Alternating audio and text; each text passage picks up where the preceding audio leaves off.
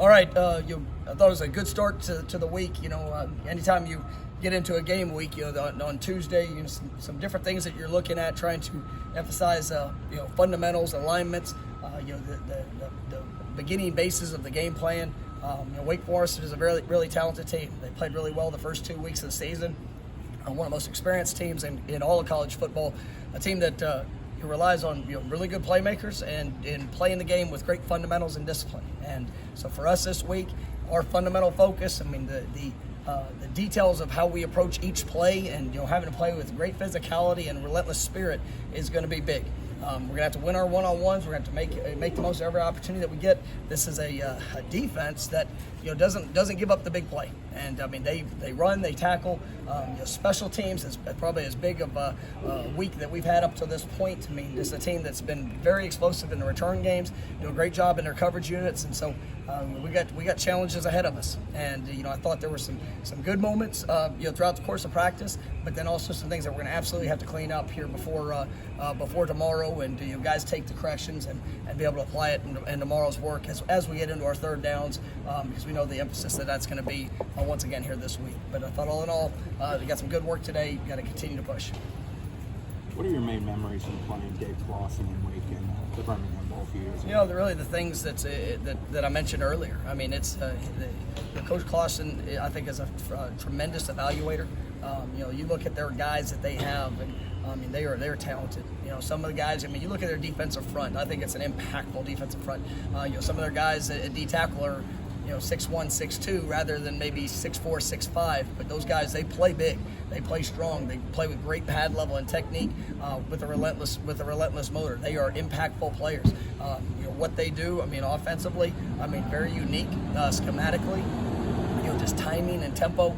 Their kids have great confidence in their system. They've been there for many years. You can see this is something that is, that's preached on every single day. The discipline of how they play. They don't beat themselves, and you couple that with explosive playmakers. It's a tremendous challenge. But I got all the respect in the world for Coach Clawson and what they do. From a scout team standpoint, how difficult is it to emulate that mesh point situation? That's one of those things that it takes time, it takes reps. Having your scout team guys take ownership to come in and study film to try to get a sense of what that needs to look like.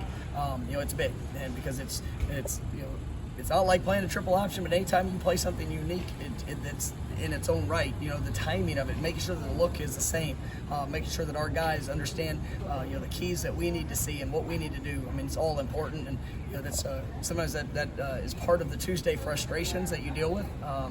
And we had a little bit of that offensively and defensively today, but at the end of the day, our guys have to come in and study film and prepare themselves for what they see, and then get the most of all the physical reps that they have throughout the week. What's the challenge coming off of a frustrating loss in terms of players controlling their emotions and frustration and still playing smart? Well, yeah, it's like, where do you channel that? That's the course of a game. It's a course of practice. It's a course of life. You're going to be put in uncomfortable situations. Nobody wants to lose. Nobody wants to have a bad play. Nobody wants to be embarrassed, right? But those things, they show up in life. But in that moment, where do you allow your mindset to go? Do you get distracted by the outside circumstances, the things that you can't control, or do you focus on the things that you can control and just continue to get better, continue to be where you need to be, to make sure your eyes are where they need to be, to work and develop on the fundamental steps of what it takes to put you in a position to be successful? I say all the time, hard work does not guarantee success. Hard work has put you in the best position to be successful. You have to apply those actions in the moment. So that's one of the big things that we're pushing on. It starts at meetings this morning. How do you come in and sit in meetings?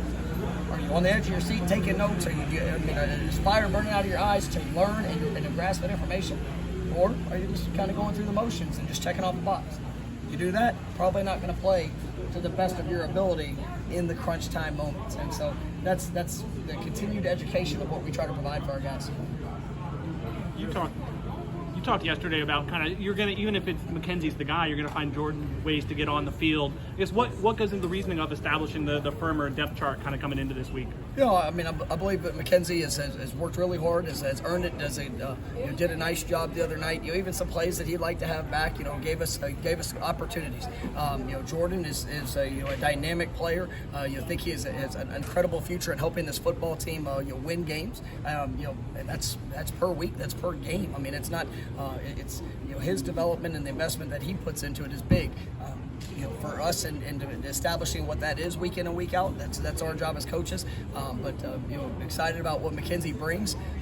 Just his energy, the positive approach to lifting up teammates, to investing in those guys. He's got great leadership qualities, and we got to play great around him. And and obviously he's got to play at a very high standard.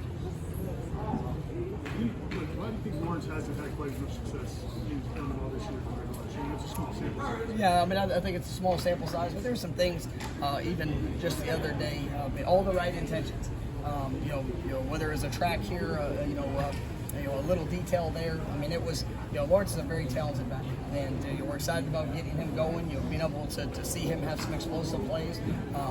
But that was one of the things that came out the other night. Just that some of the smaller details of putting himself in the best position to have those game-breaking opportunities. And I think that's where you've seen kind of the emergence of Jay Sean and even Trey Sean. At times there last week. I mean, just that consistency of where we need to be, what it needs to look like, and then let your guys get a talent take over in those reactional moments. More from the receivers after the catch. It seemed like, I know Jackson said playing deep, but. Oh, that's a big point. When teams are playing soft and teams are making everything stay in front. I mean, you've got to have playmaking ability with the ball in your hands. I thought Darren Williamson was one that stood out in that regards. Everything for him was all of his catches were short catches, but he made people miss. He had was able to establish some positive gains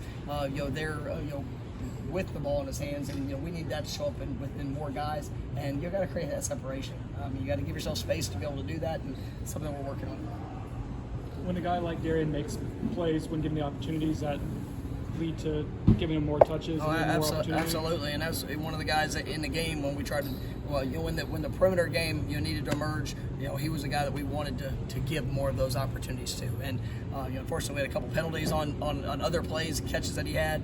But I was excited about what he was showing, and excited about what his future is.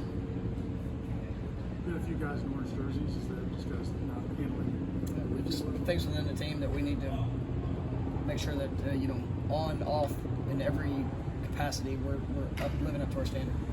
Coach, what are the things you want to emphasize with your defense when you're going against a quarterback like Sam that really works well in this system, kind of doesn't make those mistakes you'd expect to make? We need to trust our eyes. We need to be where we're supposed to be. You can't give this guy anything. I mean, he's extremely sharp. There's going to be times that we're going to be in great positions, and he has the ability to make tight window throws to big receivers, and guys that are explosive movers. This is going to be a great challenge for our defense, and everything within their offense starts with the running game. So we have to stop the run, then obviously that's going to provide some opportunities outside for guys to have to step up at a higher level. Isn't within that the linebacker group is a young Caleb for a half, just the younger guys that are going to have to step up, especially with discipline. Yeah, and that was one of the things even today. With Caleb being out the first half, you had to push other guys up to step up to the challenge. This is a team that plays with great tempo. One of probably the fastest playing teams that we'll face this year. So to be able to do your job, to be able to communicate efficiently and effectively, and then to go perform your job. I mean, that linebacker group's going to have to play at an extremely high level. With Caleb being down, in the first half, it provides an opportunity. We got to go seize it.